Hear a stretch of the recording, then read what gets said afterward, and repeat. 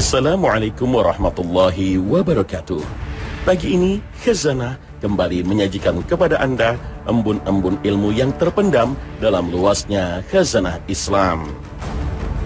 Nabi SAW telah mengabarkan pada kita tentang tanda-tanda kiamat yang akan terjadi. Dan tanda terakhirnya adalah keluarnya api yang sangat besar.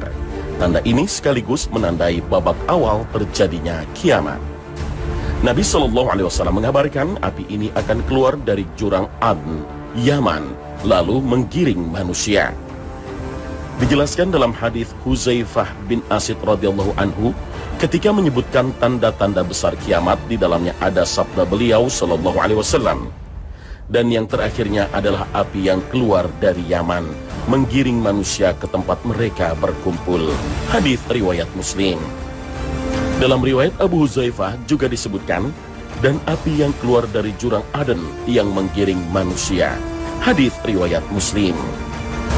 Akan tetapi ada riwayat lain yang menyebutkan bahwa Rasulullah SAW bersabda, akan keluar api dari Hadramaut atau Laut Hadramaut sebelum hari kiamat yang akan menggiring manusia. Hadis riwayat Ahmad dan Tirmizi. Imam Al-Bukhari rahimahullah meriwayatkan dari Anas radhiyallahu anhu bahwa Abdullah bin Salam ketika masuk Islam bertanya kepada Nabi SAW tentang beberapa masalah. Di antaranya, apakah tanda pertama datangnya kiamat? Lalu Nabi SAW menjawab, adapun tanda kiamat yang pertama adalah api yang mengumpulkan manusia dari timur ke barat. Hadis riwayat Bukhari. Dalam sejumlah riwayat hadis ini disebutkan waktu kemunculannya, yaitu bahwa api ini adalah tanda besar kiamat yang terakhir. Maksudnya ialah bahwa api ini sebagai tanda terakhir dari tanda-tanda kiamat yang sudah muncul. Tapi juga disebutkan bahwa kemunculan api merupakan tanda pertama kiamat. Maksudnya adalah jika api ini muncul, saat itulah proses kiamat dimulai. Dan kemunculan api menandai awal proses kiamat sebelum akhirnya ditiupnya sangkakala oleh malaikat atas perintah Allah Subhanahu wa Ta'ala. Api ini akan membesar dan terus bergerak menggiring manusia ke tempat dikumpulkannya seluruh manusia atau di mahsyar.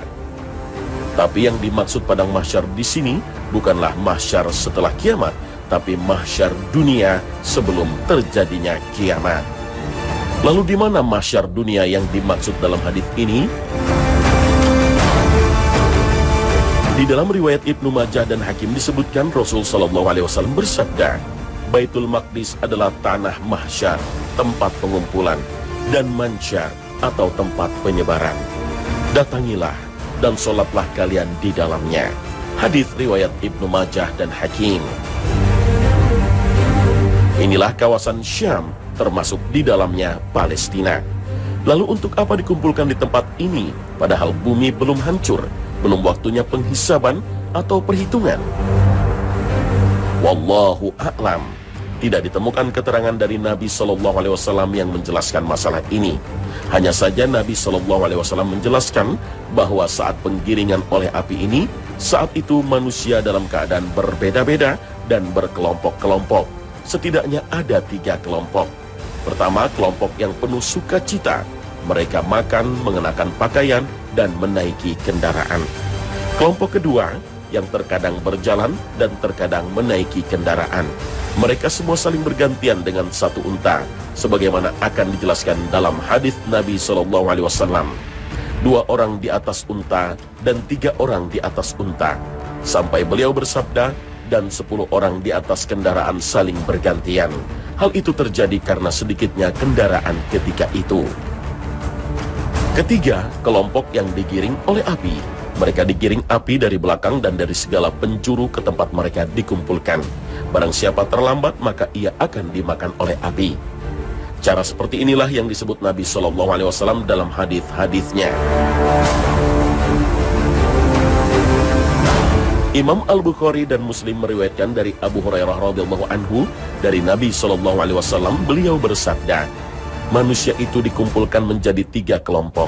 Kelompok orang yang bersukaria, kelompok yang merasa takut, dan kelompok di mana 2 orang di atas unta, 3 orang di atas unta, 4 orang di atas unta, dan 10 orang di atas unta, dan selebihnya digiring oleh api.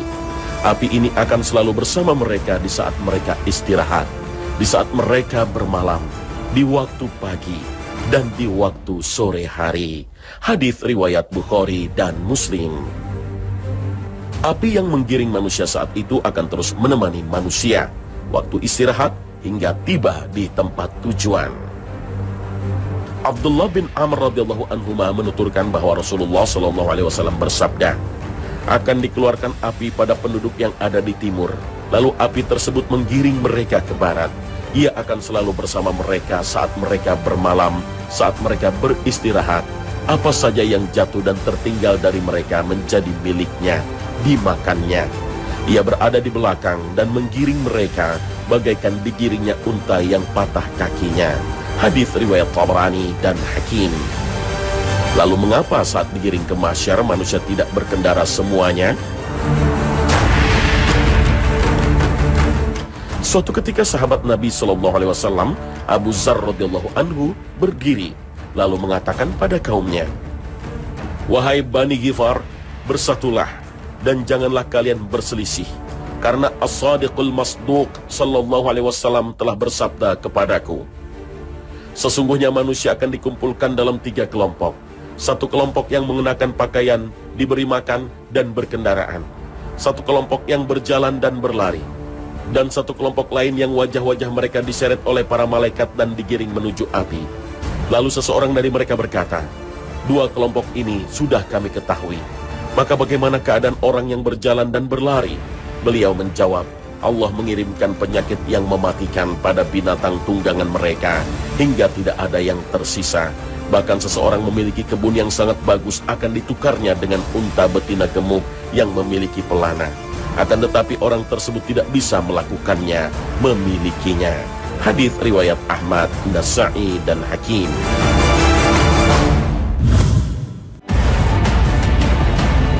Pemirsa Khazanah, kemunculan api dari negeri Yaman akan didahului kemunculan sejumlah peristiwa yang sekaligus menjadi tanda besar kiamat. Peristiwa ini diantaranya adalah munculnya binatang dari perut bumi. Binatang ini akan mendatangi manusia dan berbicara kepada seluruh manusia yang ada. Fenomena hewan berbicara sebenarnya sudah pernah terjadi pada masa Rasulullah Sallallahu Alaihi Wasallam. Suatu hari ada seekor serigala yang berusaha memangsa seekor kambing. Ketika serigala itu menangkap buruannya, datanglah sang penggembala. Saat melihat ternaknya akan dimangsa oleh serigala, si penggembala langsung merebutnya kembali. Ketika hewan buruannya terlepas dari cengkramannya, terjadi peristiwa yang aneh. Serigala itu tiba-tiba berbicara kepada penggembala. Tidakkah engkau bertakwa kepada Allah? Engkau telah merampas dariku suatu rezeki pemberian yang Allah berikan kepadaku. Mendengar ucapan ini, sang penggembala kaget lalu berkata, sungguh aneh, ada yang dapat berbicara kepadaku seperti manusia.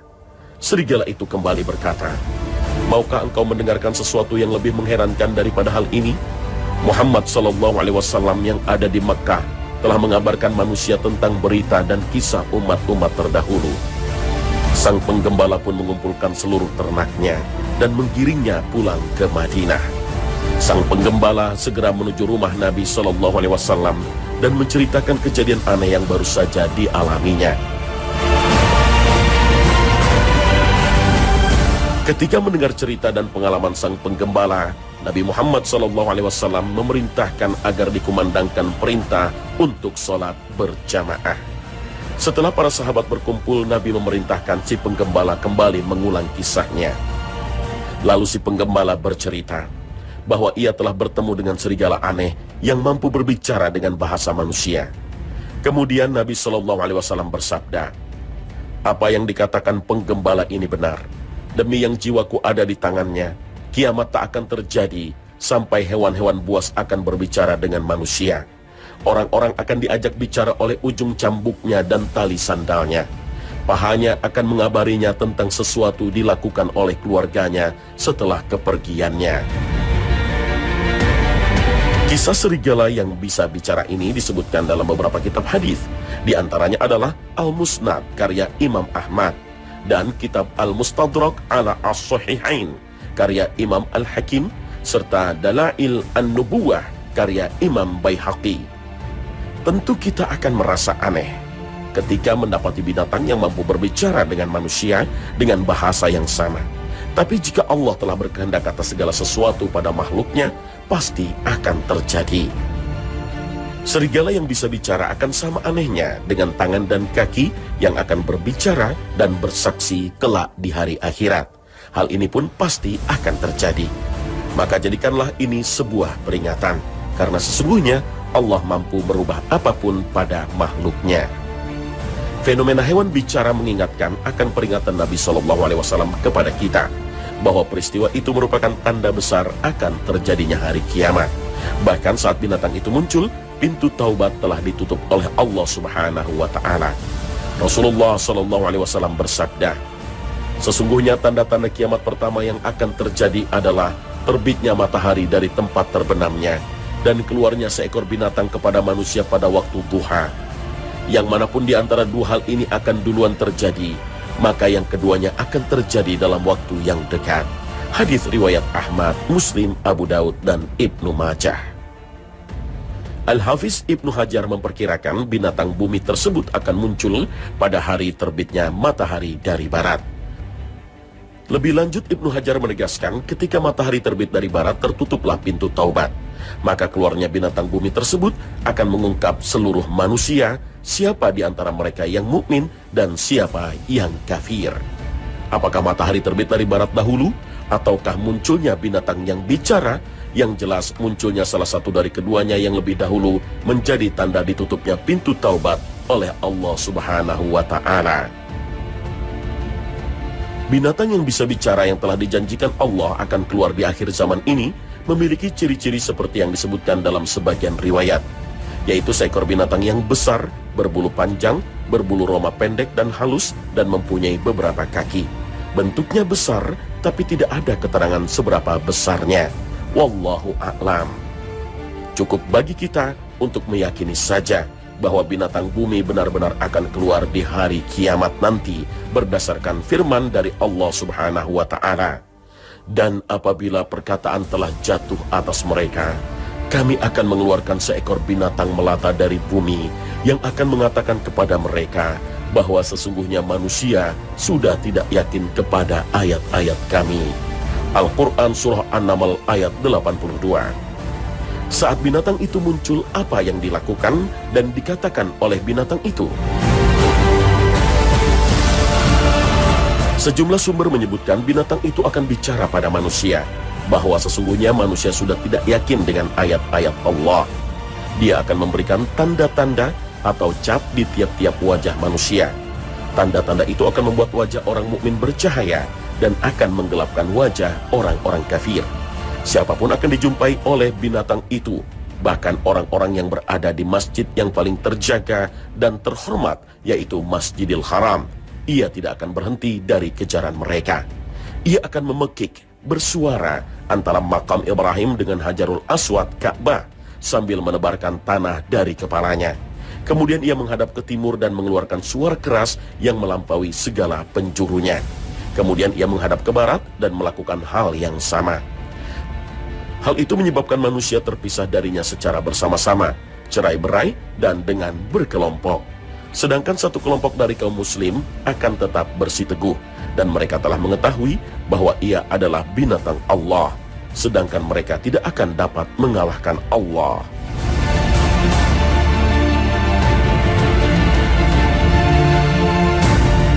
Binatang tersebut memberi tanda pada muka orang mukmin sehingga ia menjadi terang seperti bintang. Binatang tersebut akan berjalan di muka bumi yang tidak dapat dikejar oleh siapapun, serta tidak seorang pun yang dapat melarikan diri darinya. Bahkan apabila seorang laki-laki berlindung dengan melakukan sholat, maka binatang itu tetap akan datang dari belakangnya dengan berkata, "Hai Fulan, mengapa baru sekarang kamu sholat?" Lalu ia memberi tanda pada mukanya dan pergi. Adanya fenomena binatang bisa bicara memang bukan berarti itulah tanda kiamat besar yang dijanjikan Allah Subhanahu wa Ta'ala. Tetapi fenomena ini mengingatkan kita akan munculnya janji Allah yang sekaligus sebagai pertanda tertutupnya pintu taubat. Maka benahi diri kita, pertebal bekal kita, dan perkuat keimanan kita untuk menyongsong datangnya waktu munculnya binatang melata yang akan bicara pada semua manusia. Wallahu a'lam bishawab.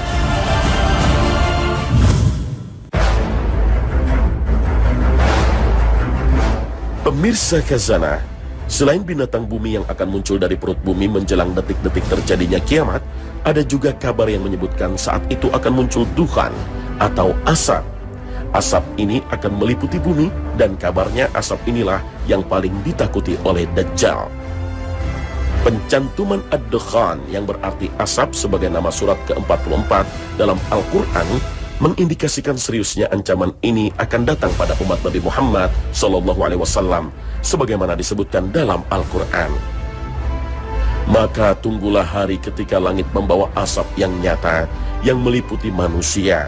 Inilah azab yang pedih. Al-Quran Surah Ad-Dukhan ayat 10 hingga 11.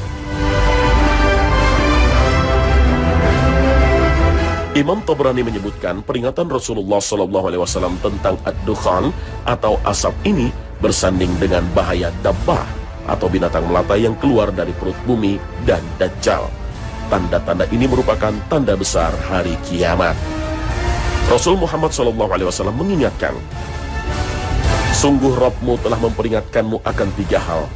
Ad-dukhan, asap yang akan mengakibatkan orang mukmin demam dan orang kafir melepuh sehingga keluar asap dari telinganya. Kedua adalah dabbah, dan ketiga adalah Dajjal. Hadis riwayat Tabrani. Penyebutan hadis secara urut ini mengindikasikan tahapan-tahapan dari 3 tanda-tanda kiamat besar tersebut. Diawali dengan dukhan atau keluarnya asap, kemudian binatang bumi, selanjutnya Dajjal. Lalu apakah kemunculan asap kelak akan membahayakan manusia dan berdampak pada kehidupan makhluk hidup di bumi? Atau memang ini sebagai azab bagi manusia? Kemunculan asap ini telah diingatkan Allah Subhanahu wa Ta'ala dalam firman-Nya. Tetapi mereka bermain-main dalam keraguan-raguan, maka tunggulah hari ketika langit membawa asap yang nyata. Al-Quran Surah Ad-Dukhan ayat 9 hingga 10.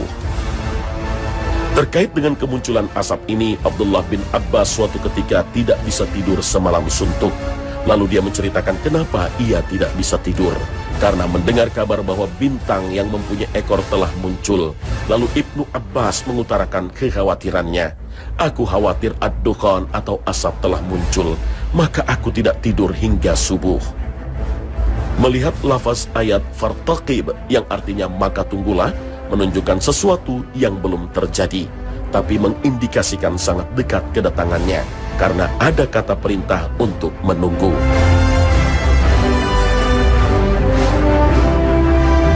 Ibnu Katsir menjelaskan, hantaman meteor mengakibatkan kabut asap dan peningkatan suhu bumi.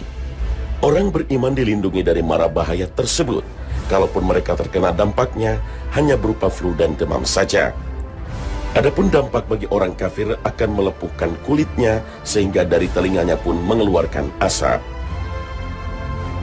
Munculnya dukhan atau asap yang menandai detik-detik menjelang hari kiamat ini sekaligus mengingatkan kita agar selalu mendekatkan diri kepada Allah Subhanahu wa Ta'ala dan segera kembali dan bertaubat sebelum semuanya terlambat. Rasul SAW mengingatkan kita, bersegeralah berbuat baik sebelum datangnya 6 perkara: Dajjal, dukhan, binatang bumi, terbitnya matahari dari barat, kiamat, dan kematian salah seorang dari kalian. Hadis riwayat Muslim. Wallahu a'lam.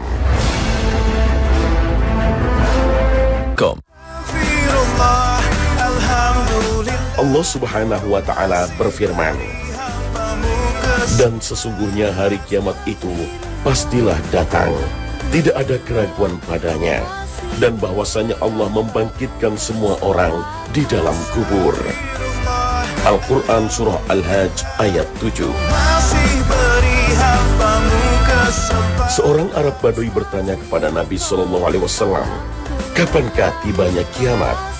Nabi SAW lalu menjawab, apabila amanah diabaikan, maka tunggulah kiamat. Orang itu bertanya lagi, bagaimana hilangnya amanat itu ya Rasulullah? Nabi SAW menjawab, apabila perkara urusan diserahkan kepada orang yang bukan ahlinya, maka tunggulah kiamat. Hadis riwayat Bukhari. Nabi SAW juga mengabarkan dalam sabdanya, mendekati kiamat akan terjadi fitnah-fitnah seolah-olah kepingan-kepingan malam yang gelap gulita. Seorang yang pagi hari beriman, maka pada sore harinya menjadi kafir. Dan orang yang pada sore harinya beriman, maka pada pagi harinya menjadi kafir. Dia menjual agamanya dengan imbalan harta benda dunia. Hadis riwayat Abu Dawud. Nabi SAW juga bersabda, belum terjadi kiamat sehingga orang-orang dari umatku kembali menyembah berhala-berhala selain Allah. Hadis riwayat Abu Dawud. Dan Nabi SAW mengabarkan pada umatnya dalam sabdanya, belum akan kiamat sehingga tidak ada lagi di muka bumi orang yang menyebut Allah, Allah. Hadis riwayat Muslim.